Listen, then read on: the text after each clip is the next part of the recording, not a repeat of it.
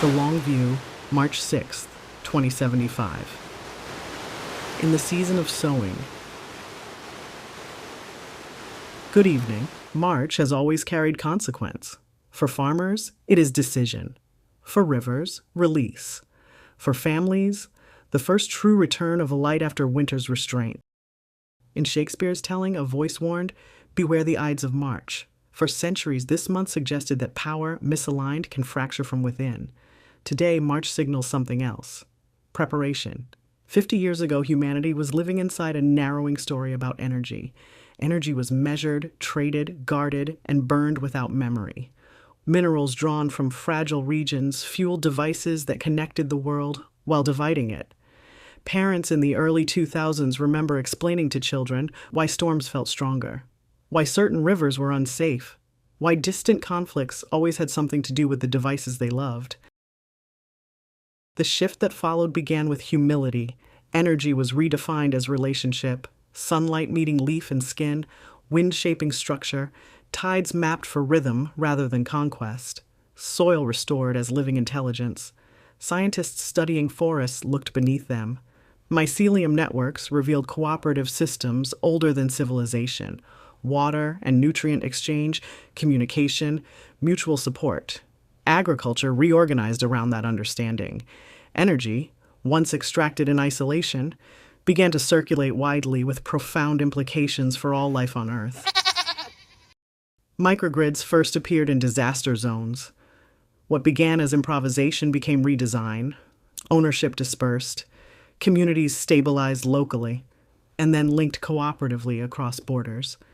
Energy independence matured into energy interdependence, and slowly the logic of world war weakened until there was no more need to fight.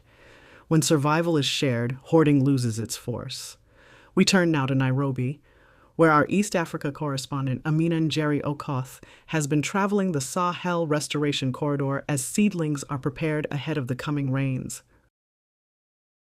I'm standing just beyond what used to be a hard border along the eastern Sahel, a place formerly known as Sudan and Eritrea, a line that once meant everything and now means very little, once defined by violence, drought, and human misery.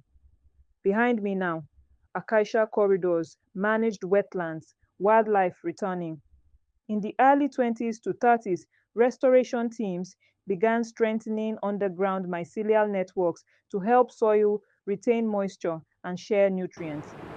Combined with aquifer recharge and cross-border water accords, land once written off as desert began to hold again. As water stabilized, so did people. This region is no longer defined by dispute. It is now defined by thriving life itself, and with this, genuine freedom. Ibrahim Mahamat Idris, 91 this year.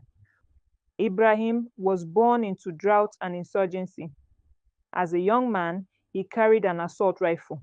After fleeing violence, he found himself in a refugee camp in northern Kenya.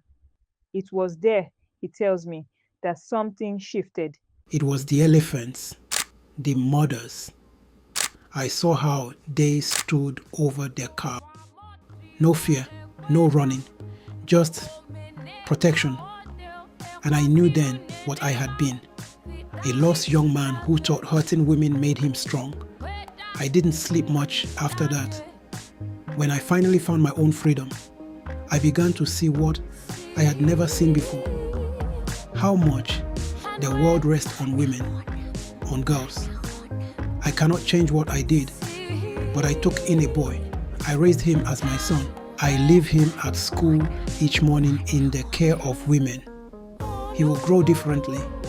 He will learn so much more than I'll ever know. Ibrahim says that was the first time he understood that strength is guardianship, not domination. When I asked him what this new era feels like, he grew quiet. He said, "It feels like the ground is breathing again." I have reported here long enough to remember when boys were handed ammunition and weapons to do whatever they pleased. Today, they carry seedlings.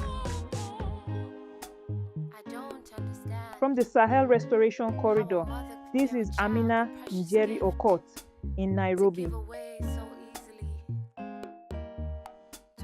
Thank you, Amina.